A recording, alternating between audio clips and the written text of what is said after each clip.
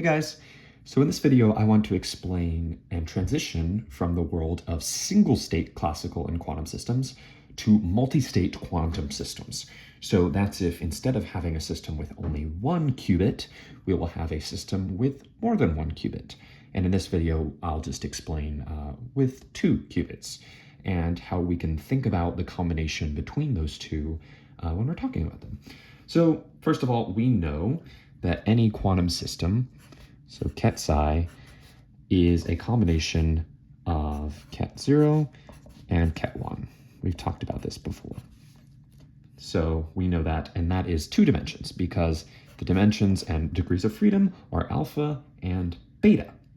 However, what if we are combining 2 systems? So instead of just psi, let's introduce a second system, a second qubit, phi.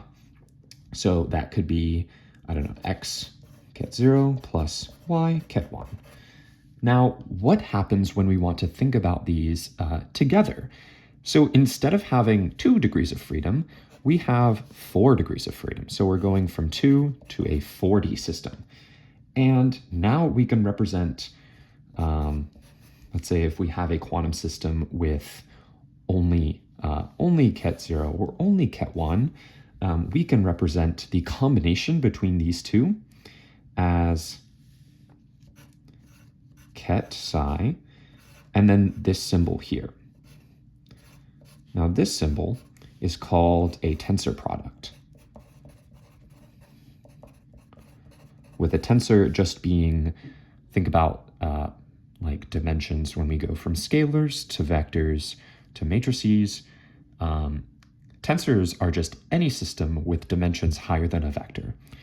And since we're going from 2D, which is a vector, to 4D, we would call this a tensor. And now we represent the tensor products of like simple states here as these types, so ket 0, 0. And in order to explain like the physical meaning in terms of probabilities, which is how we've been talking about it before, let's just take a very simple example. So let's take the ket plus. Now I'll explain what the ket plus is in a second, but let's think about the tensor product between ket plus and ket 0. Now ket plus just means there's an equally likely chance of having 0 or ket 0 or ket 1. So we can represent it as 1 over root 2, think about the Euclidean norm, plus times ket 0 plus ket 1.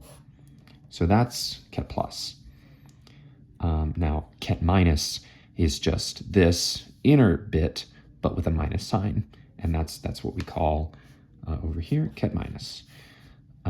But if we're taking the tensor product, that's just going to be tensor multiplied by ket 0 right here. Now, we're thinking about a combination of both. So let's think about a system where there's an equally likely chance of having ket 0 and ket 1 in one system, in one quantum system, and having a totally likely chance that there is ket 0 in the second system. So when we combine it, we can think about it just like there's an equally likely chance that we have ket 0, 0.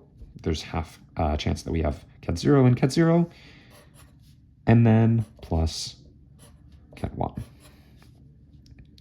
Sorry, not ket 1, ket 1, 0, because there's a 50% chance we have ket 1 and then 0, so ket 1, 0. So that's a simple example of a tensor product in 4 dimensions. And these multi-qubit states in 4 dimensions with just 2 qubits are just linear combinations of these following basis states. So if we take ket psi,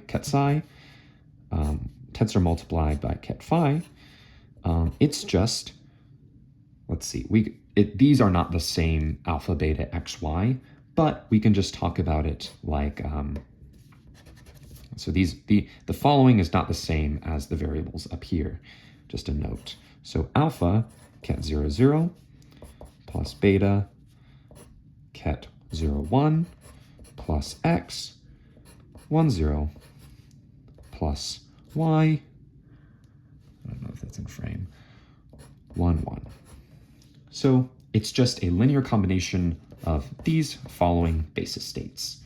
So yeah, if you want to do the same thing, do the tensor product of ket plus and ket1, you're welcome to do that yourself.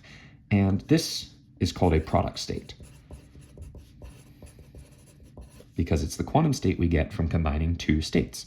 And in the next video, I'll talk about entangled states. A key idea of product states is that the two quantum states are independent of each other, but not for entangled states. Bye, guys.